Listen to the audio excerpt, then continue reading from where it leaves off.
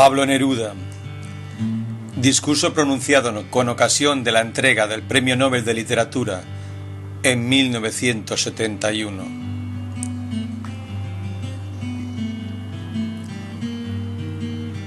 Mi discurso será una larga travesía, un viaje mío por regiones lejanas y antípodas, no por eso menos semejantes al paisaje y a las soledades del norte.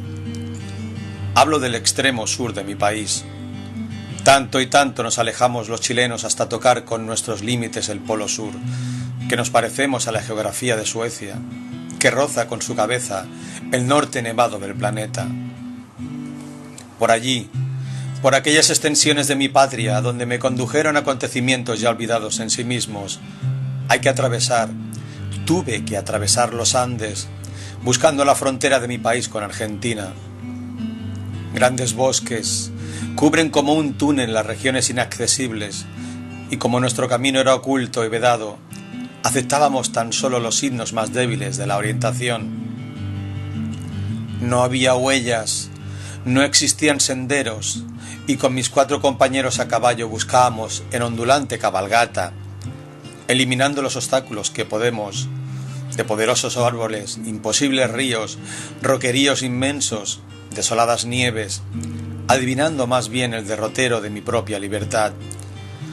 Los que me acompañaban conocían la orientación, la posibilidad entre los grandes follajes, pero para saberse más seguros montados en sus caballos, marcaban de un machetazo aquí y allá las cortezas de los grandes árboles, dejando huellas que los guiaban en el regreso, cuando me dejaran solo con mi destino.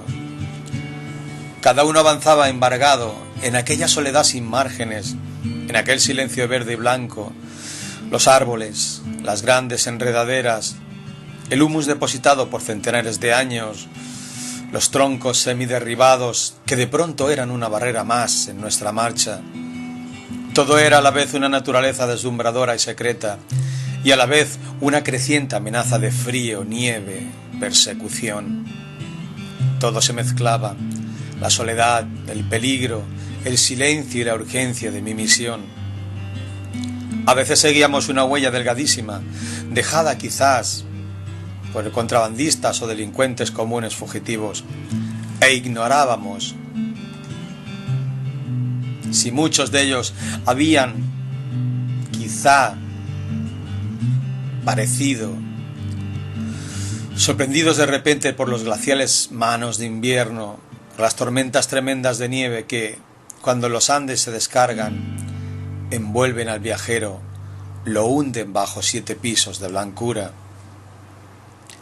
A cada lado de la huella contemplé, en aquella salvaje desolación, algo como una construcción humana. Eran trozos de ramas acumulados que habían soportado muchos inviernos, vegetal ofrenda de centenares de viajeros, altos cúmulos de madera para recordar a los caídos, para hacer pensar en los que no pudieron seguir y quedaron allí para siempre debajo de las nieves. También mis compañeros cortaron con sus machetes las ramas que nos tocaban las cabezas y que descendían sobre nosotros desde la altura de las coníferas inmensas, desde los robles cuyo último follaje palpitaba antes de las tempestades del invierno. Y también yo fui dejando en cada túmulo un recuerdo, una tarjeta de madera, una rama cortada del bosque para adornar las tumbas de uno y otro de los viajeros desconocidos. Teníamos que cruzar un río. Esas pequeñas vertientes nacidas en las cumbres de los Andes se precipitan, descargan su fuerza vertiginosa y atropelladora, se tornan en cascadas, rompen tierras y rocas con la energía y la velocidad que trajeron de las alturas insignes. Pero esa vez encontramos un remanso, un gran espejo de agua, un vado. Los caballos entraron, perdieron pie y nadaron hacia la otra ribera. Pronto mi caballo fue sobrepasado casi totalmente por las aguas. Yo comencé a mecerme sin sostén. Mis pies se afanaban al garete mientras la bestia pugnaba por mantener la cabeza al aire libre. Así cruzamos. Y apenas llegamos a la otra orilla, los vaqueanos, los campesinos que me acompañaban, me preguntaron con cierta sonrisa: ¿Tuvo mucho miedo? Mucho. Creí que había llegado mi última hora, dije. Íbamos detrás de usted con el lazo en la mano, me respondieron. Ahí mismo, agregó uno de ellos, cayó mi padre y lo arrastró la corriente. No iba a pasar lo mismo con usted. Seguimos hasta entrar en un túnel natural que tal vez abrió en las rocas imponentes un caudaloso río perdido o un estremecimiento del planeta que dispuso en las alturas aquella obra, aquel canal rupestre de piedra socavada, de granito, en el cual penetramos. A los pocos pasos las cabalgaduras resbalaban, trataban de afincarse en los desniveles de piedra, se doblegaban sus patas, estallaban chispas en las herraduras. Más de una vez me vi arrojado del caballo y tendido sobre las rocas. La cabalgadura sangraba de narices y patas, pero proseguimos empecinados el vasto, el espléndido, el difícil camino. Algo nos esperaba en medio de aquella selva salvaje. Súbitamente, como singular visión, llegamos a una pequeña y esmerada pradera acurrucada en el regazo de las montañas.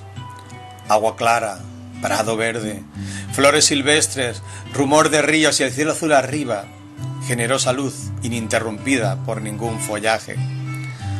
Allí nos detuvimos como dentro de un círculo mágico, como huéspedes de un recinto sagrado, y mayor condición de sagrada tuvo aún la ceremonia en la que participé. Los vaqueros bajaron de sus cabalgaduras. En el centro del recinto estaba colocada, como en un rito, una calavera de buey. Mis compañeros se acercaron silenciosamente, uno por uno, para dejar unas monedas y algunos alimentos en los agujeros de hueso. Me uní a ellos en aquella ofrenda destinada a los toscos, a toscos Ulises extraviados, a fugitivos de todas las raleas que encontrarían pan y auxilio en las órbitas del toro muerto. Pero no se detuvo en este punto la inolvidable ceremonia. Mis rústicos amigos se despojaron de sus sombreros e iniciaron una extraña danza, saltando sobre un solo pie alrededor de la calavera abandonada, repasando la huella circular dejada por tantos bailes de otros que por allí cruzaron antes. Comprendí entonces, de una manera imprecisa, al lado de mis impenetrables compañeros, que existía una comunicación de desconocido a desconocido, que había una solicitud, una petición y una respuesta aún en las más lejanas y apartadas soledades de este mundo. Más lejos, ya a punto de cruzar las fronteras que me alejarían por muchos años de mi patria, llegamos de noche a las últimas gargantas de las montañas. Vimos de pronto una luz encendida que era indicio cierto de habitación humana, y al acercarnos hallamos unas desvencijadas construcciones, unos destartalados galpones al parecer vacíos. Entramos a uno de ellos y vimos, al calor de la lumbre, grandes troncos encendidos en el centro de la habitación, cuerpos de árboles gigantes que allí ardían de día y de noche y que dejaban escapar por las hendiduras del techo mal humo que vagaba en medio de las tinieblas como un profundo velo azul. Vimos montones de quesos acumulados por quienes los cuajaron a aquellas alturas. Cerca del fuego, agrupados como sacos, yacían algunos hombres. Distinguimos en el silencio las cuerdas de una guitarra y las palabras de una canción que, naciendo de las brasas y la oscuridad, nos traía la primera voz humana que habíamos topado en el camino.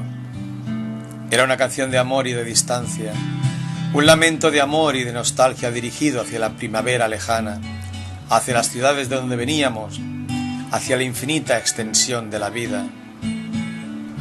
Ellos ignoraban quiénes éramos, ellos nada sabían del fugitivo, ellos no conocían mi poesía ni mi nombre, o lo conocían, nos conocían. El hecho real fue que junto a aquel fuego cantamos y comimos, y luego caminamos dentro de la oscuridad hacia unos cuartos elementales. A través de ellos pasaba una corriente termal, agua volcánica donde nos sumergimos, calor que se desprendía de las cordilleras y nos acogió en su seno. Chapoteamos gozosos, cavándonos, limpiándonos el peso de la inmensa cabalgata. Nos sentimos frescos, renacidos, bautizados. Cuando al amanecer emprendimos los últimos kilómetros de jornadas que me separarían de aquel eclipse de mi patria. Nos alejamos cantando sobre nuestras cabalgaduras, plenos de un aire nuevo, de un aliento que nos empujaba al gran camino del mundo que me estaba esperando. Cuando quisimos dar, lo recuerdo vivamente, a los montañeses algunas monedas de recompensa por las canciones, por los alimentos, por las aguas termales, por el techo y los lechos, vale decir, por el inesperado amparo que nos salió al encuentro. Ellos rechazaron nuestros ofrecimientos sin un ademán. Nos habían servido y nada más. Y en ese nada más, en ese silencioso nada más, había muchas cosas subentendidas. Tal vez el reconocimiento, tal vez los mismos sueños. Señoras y señores, yo no aprendí en los libros ninguna receta para la composición de un poema, y no dejaré impreso a mi vez ni siquiera un consejo, modo o estilo para que los nuevos poetas reciban de mí alguna gota de supuesta sabiduría. Si he narrado en este discurso ciertos sucesos del pasado, si he revivido un nunca olvidado relato en esta ocasión y en este sitio tan diferentes a lo acontecido, es porque en el curso de mi vida he encontrado siempre en algunas partes la aseveración necesaria, la fórmula que me aguardaba, no para endurecerse en mis palabras, sino para explicarme a mí mismo.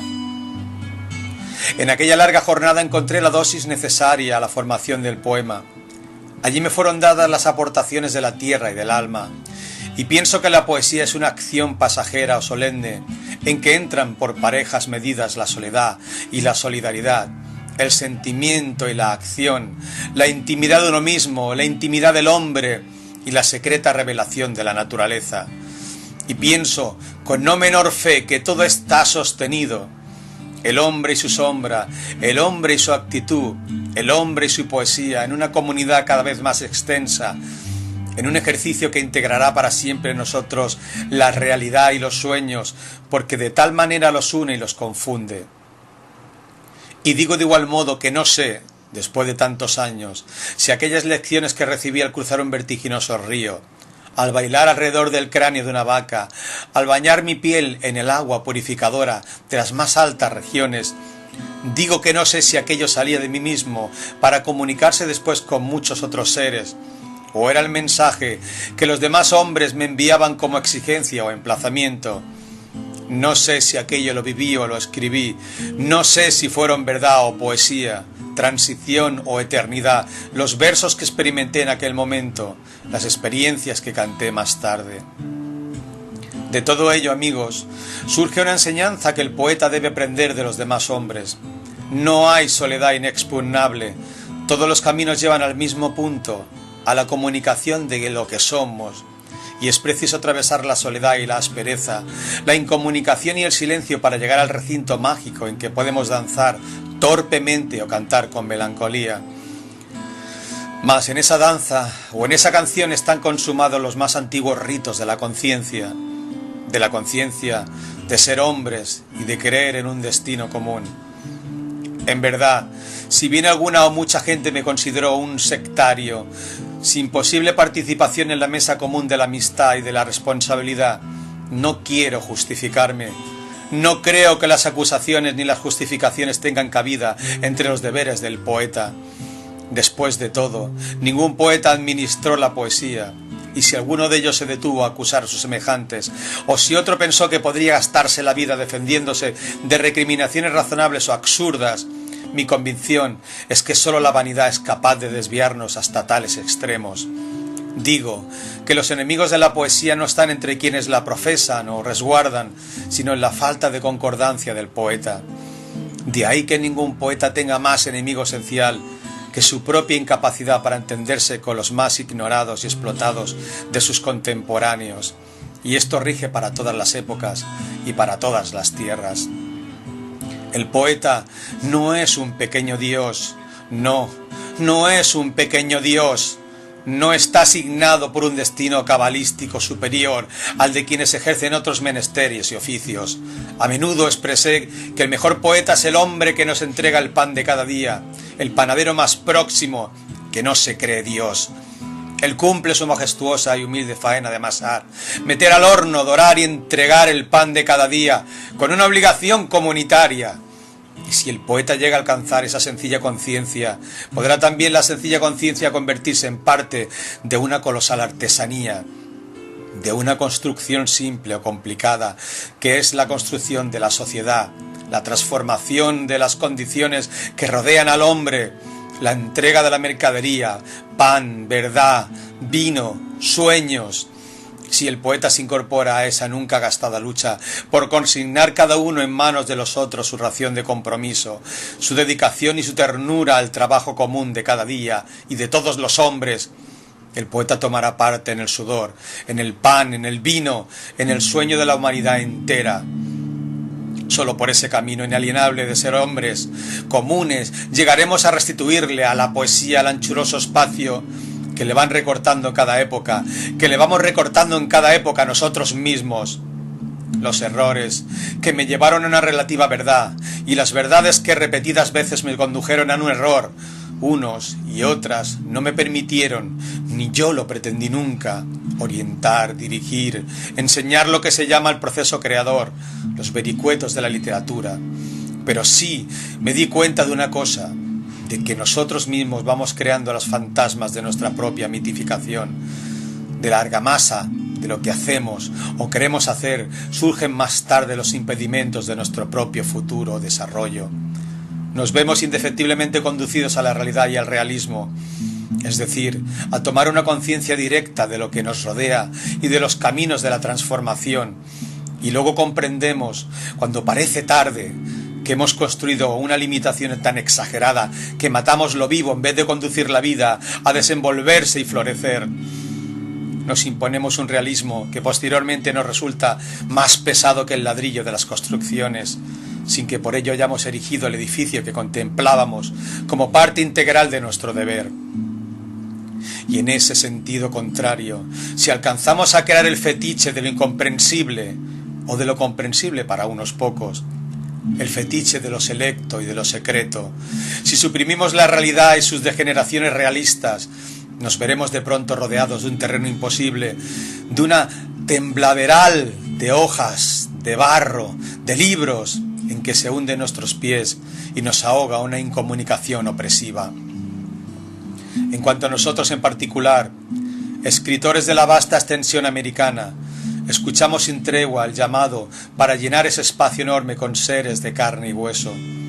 Somos conscientes de nuestra obligación de pobladores y al mismo tiempo que nos resulta esencial el deber de una comunicación crítica en un mundo deshabitado, y no por deshabitado menos lleno de injusticias, castigos y dolores. Sentimos también el compromiso de recobrar los antiguos sueños que duermen en las estatuas de piedra, en los antiguos monumentos destruidos, en los anchos silencios de pampas planetarias, de selvas espesas, de ríos que cantan como sueños. Necesitamos colmar de palabras los confines de un continente mudo y nos embriaga esta tarea de fabular y de nombrar. Tal vez esa sea la razón determinante de mi humilde caso individual, y en esa circunstancia mis excesos, o mi abundancia, o mi retórica, no vendrían a ser sino actos, los más simples, del menester americano de cada día. Cada uno de mis versos quiso instalarse como un objeto palpable. Cada uno de mis poemas pretendió ser un instrumento útil de trabajo. Cada uno de mis cantos aspiró a servir en el espacio como signos de reunión, donde se cruzaron los caminos, o como fragmento de piedra o de madera, con que alguien, otros que vendrán, pudieran depositar los nuevos signos. Extendiendo estos deberes del poeta, en la verdad o en el error, hasta sus últimas consecuencias, decidí que mi actitud dentro de la soledad y ante la vida debería de ser también humildemente partidaria. Lo decidí viendo gloriosos fracasos, solitarias victorias, derrotas deslumbrantes. Comprendí, metido en el escenario de las luchas de América, que mi misión humana no era otra sino agregarme a la extensa fuerza del pueblo organizado, agregarme con sangre y alma, con pasión y esperanza, porque sólo de esa henchida torrentera pueden nacer los cambios necesarios a los escritores y a los pueblos. Y aunque mi posición levantara o levante objeciones amargas o amables, lo cierto es que no hay otro camino para el escritor de nuestros anchos y crueles países. Si queremos que florezca la oscuridad, si pretendemos que los millones de hombres que aún no han aprendido a leernos ni a leer, que todavía no saben escribir ni escribirnos, se establezcan en el terreno de la dignidad, sin la cual no es posible ser hombres integrales. Heredamos la vida lacerada de los pueblos que arrastran un castigo de siglos, pueblos los más edénicos, los más puros, los que construyeron con piedras y metales torres milagrosas, alhajas de fulgor deslumbrante, pueblos que de pronto fueron arrasados y enmudecidos por las épocas terribles del colonialismo que aún existe. Nuestras estrellas primordiales son la lucha y la esperanza, pero no hay lucha ni esperanza solitarias. En todo hombre se juntan las épocas remotas, la inercia, los errores, las pasiones, las urgencias de nuestro tiempo, la velocidad de la historia. Pero ¿qué sería de mí si yo, por ejemplo, hubiera contribuido en cualquier forma al pasado feudal del gran continente americano? ¿Cómo podría yo levantar la frente iluminada por el honor que Suecia me ha otorgado si no me sintiera orgulloso de haber tomado una mínima parte en la transformación actual de mi país? Hay que mirar el mapa de América, enfrentarse a la grandiosa diversidad, a la generosidad cósmica del espacio que nos rodea, para entender que muchos escritores se niegan a compartir el pasado de oprobio y de saqueo que oscuros dioses destinaron a los pueblos americanos. Yo escogí el difícil camino de una responsabilidad compartida, y antes de reiterar la adoración hacia el individuo como sol central del sistema, preferí entregar con humildad mi servicio a un considerable ejército que a trechos puede equivocarse, pero que camina sin descanso y avanza cada día enfrentándose tanto a los anacrónicos recalcitrantes como a los infatuados impacientes, porque creo que mis deberes de poeta no sólo me indican la fraternidad con la rosa y la simetría, con exaltado amor y con la nostálgica infinita, sino también con las ásperas tareas humanas que incorporé a mi poesía. Hace hoy 100 años exactos, un pobre y espléndido poeta, el más atroz de los desesperados, escribió esta profecía: À l'aurore armée d'une ardente patience, nous entrons aux splendides villes. Al amanecer armados de una ardiente paciencia, entraremos en las espléndidas ciudades. Yo creo en esa profecía de Rimbaud, es evidente. Yo vengo de una oscura provincia, de un país separado de todos los otros por la tajante geometría. Fui el más abandonado de los poetas y mi poesía fue regional, dolorosa y lluviosa, pero tuve siempre confianza en el hombre. No perdí jamás la esperanza. Por eso tal vez ha llegado hasta aquí con mi poesía y también con mi bandera. En conclusión, debo decir a los hombres de buena voluntad, a los trabajadores, a los poetas, que el entero porvenir fue expresado en esta frase de Rimbaud: solo con una ardiente paciencia conquistaremos la espléndida ciudad que dará luz, justicia y dignidad a todos los hombres. Así, la poesía no habrá cantado en vano.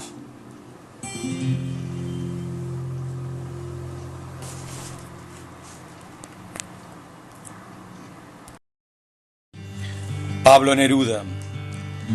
Discurso pronunciado con ocasión de la entrega del Premio Nobel de Literatura en 1971.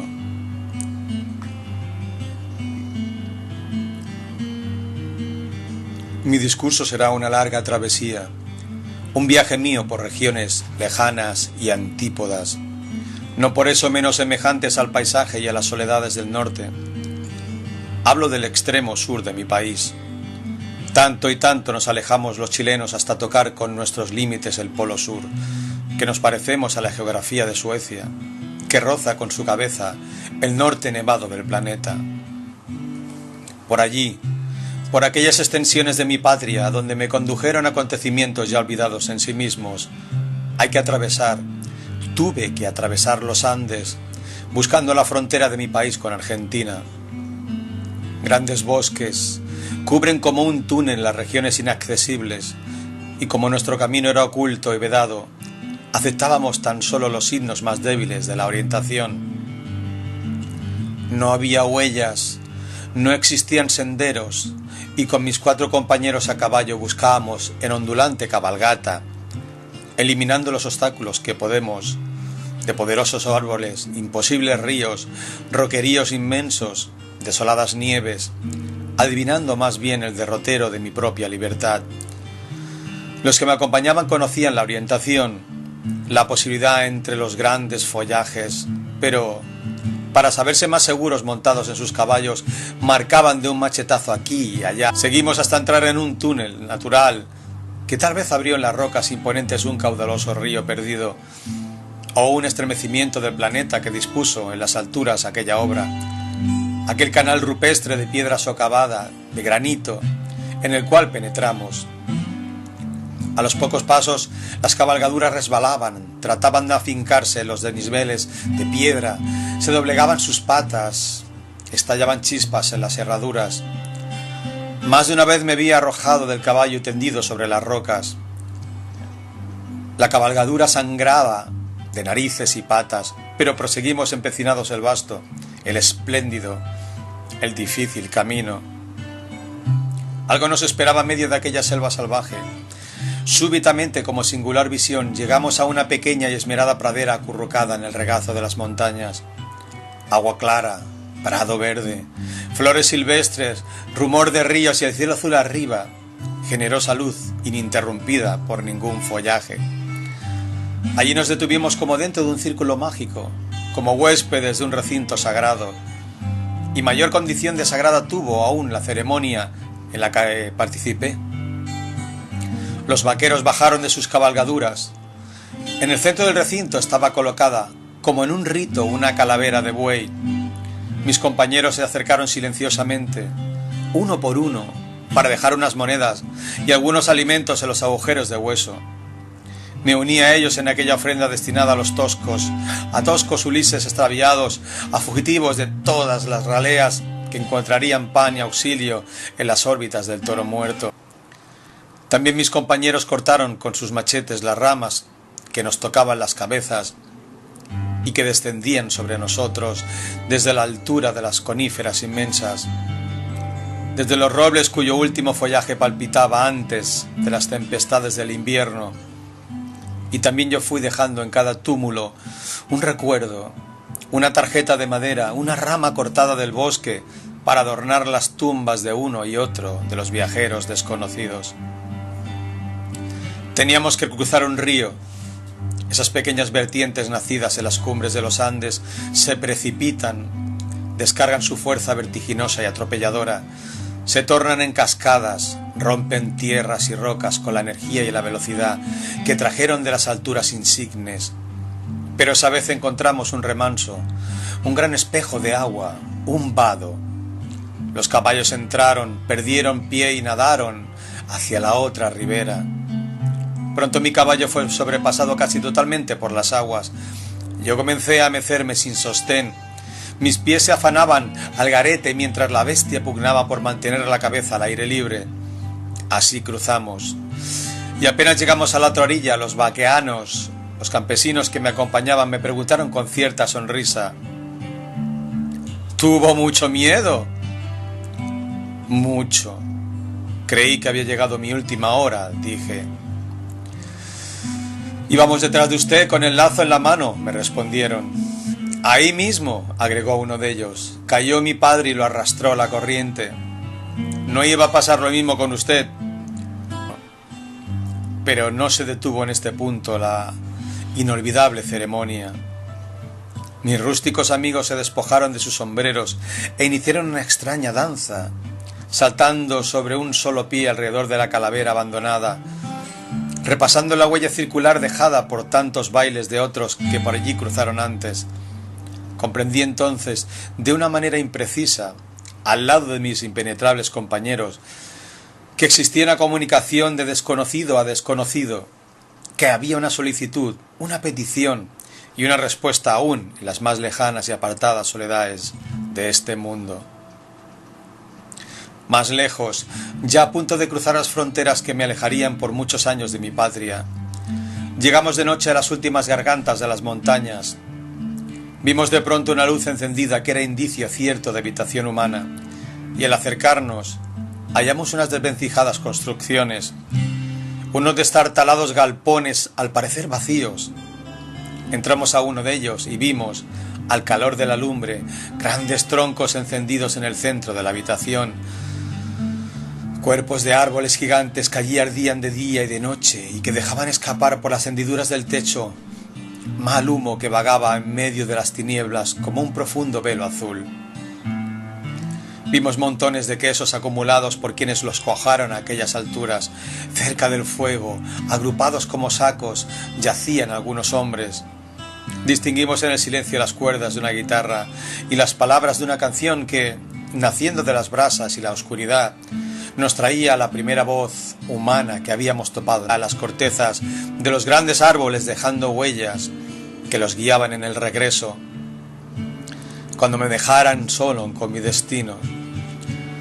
Cada uno avanzaba embargado en aquella soledad sin márgenes, en aquel silencio verde y blanco, los árboles, las grandes enredaderas, el humus depositado por centenares de años, los troncos semiderribados que de pronto eran una barrera más en nuestra marcha.